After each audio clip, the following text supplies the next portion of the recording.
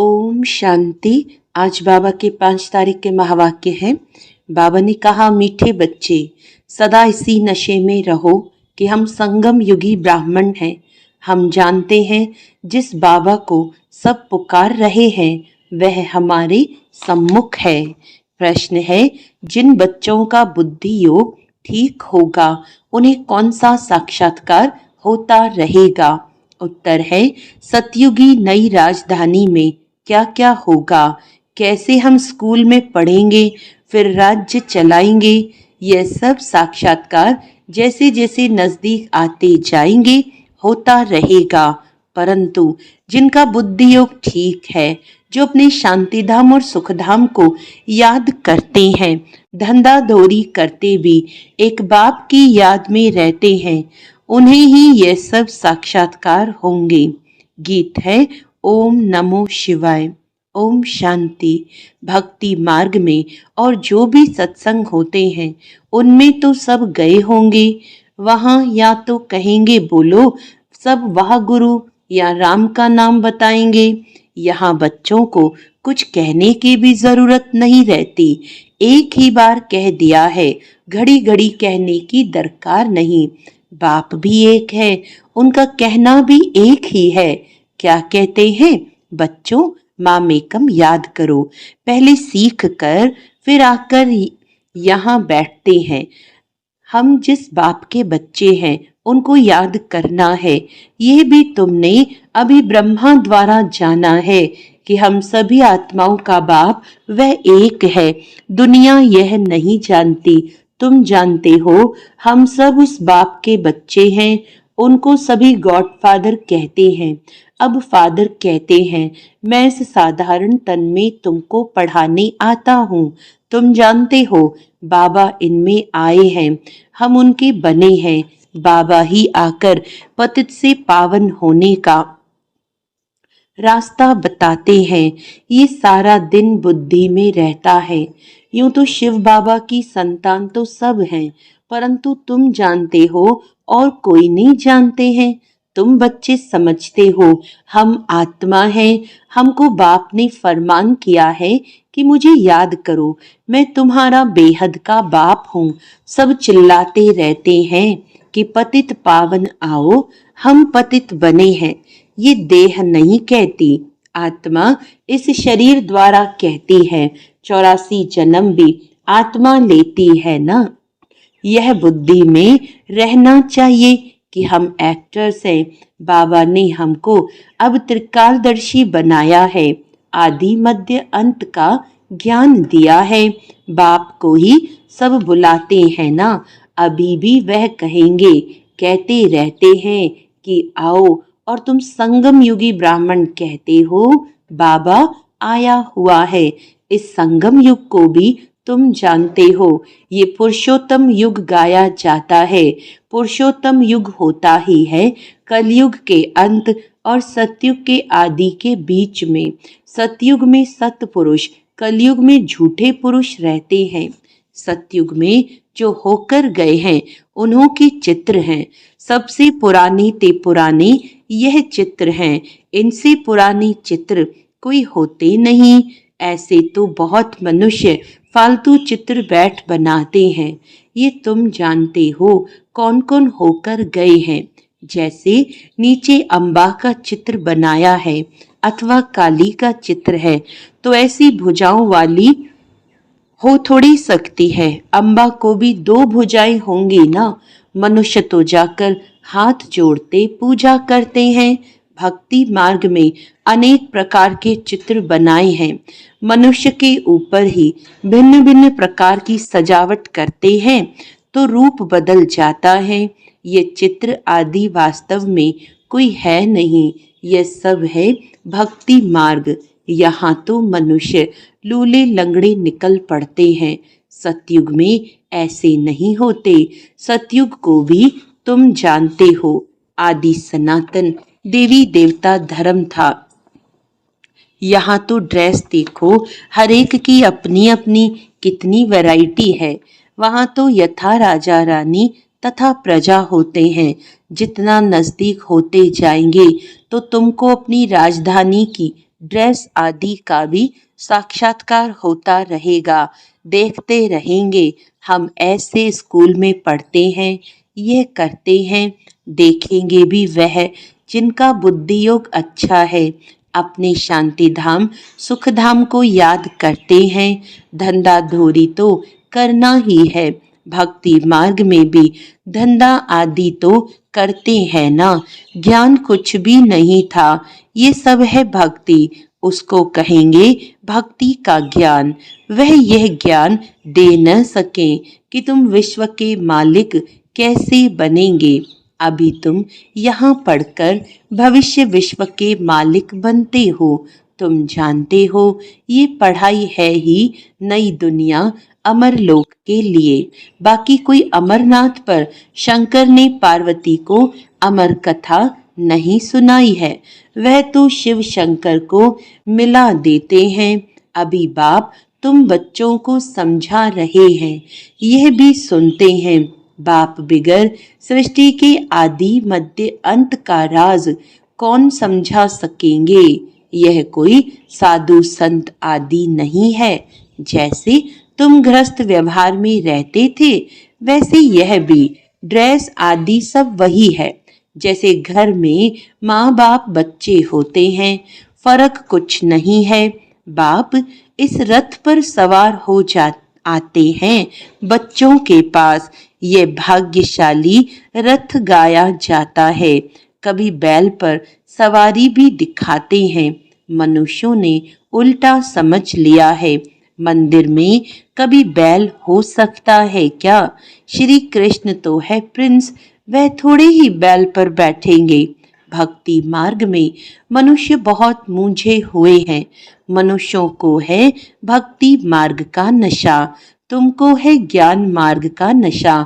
तुम कहते हो इस संगम पर बाबा हमको पढ़ा रहे हैं। तुम हो इस दुनिया में, परंतु बुद्धि से जानते हो हम ब्राह्मण संगम युग पर हैं, बाकी सब मनुष्य कलयुग में है। ये अनुभव की बातें हैं।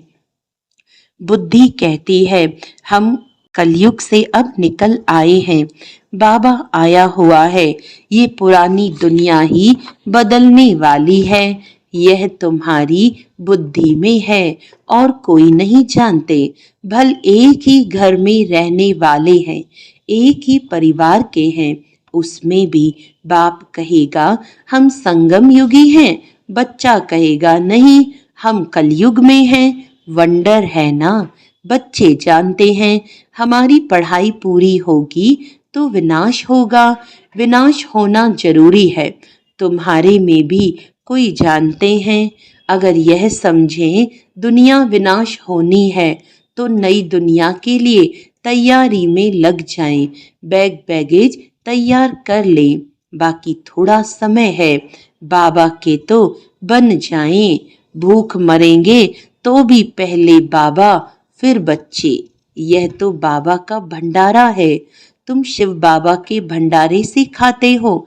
ब्रह्मा भोजन बनाते हैं, ब्राह्मण भोजन बनाते हैं, इसीलिए ब्रह्मा भोजन कहा जाता है।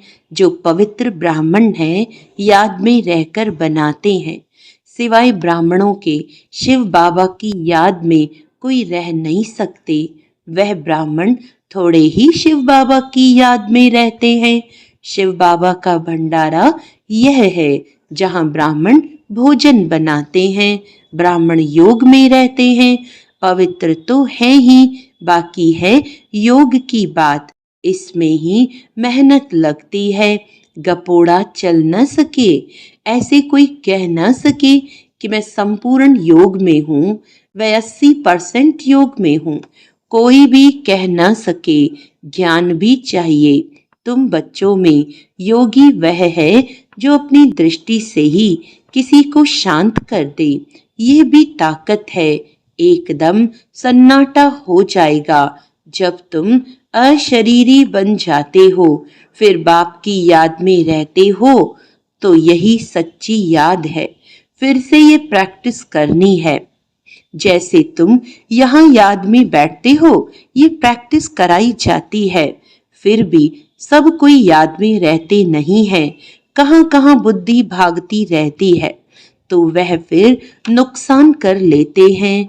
यहाँ संदली पर बिठाना उनको चाहिए जो समझे हम ड्रिल टीचर हैं, बाप की याद में सामने बैठे हैं। बुद्धि योग और कोई तरफ न जाए, सन्नाटा हो जाए, तुम अशरीरी बन जाते हो और बाप की याद में रहते हो। यह है सच्ची याद। सन्यासी भी शांति में बैठते हैं, वह किसकी याद में रहते हैं? वह कोई रियल याद नहीं, कोई को फायदा नहीं दे सकेंगे, वह सृष्टि को शांत नहीं कर सकते। बाप को जानते ही नहीं, ब्रह्म को ही भगवान समझते रहते, वह तो है नहीं। अभी तुमको श्रीमत मिलती है, मामे कम याद करो। तुम जानते हो हम 84 जन्म लेते हैं, हर जन्म में थोड़ा थोड़ा कला कम होती जाती है, जैसे चंद्रमा की कला कम होती जाती है।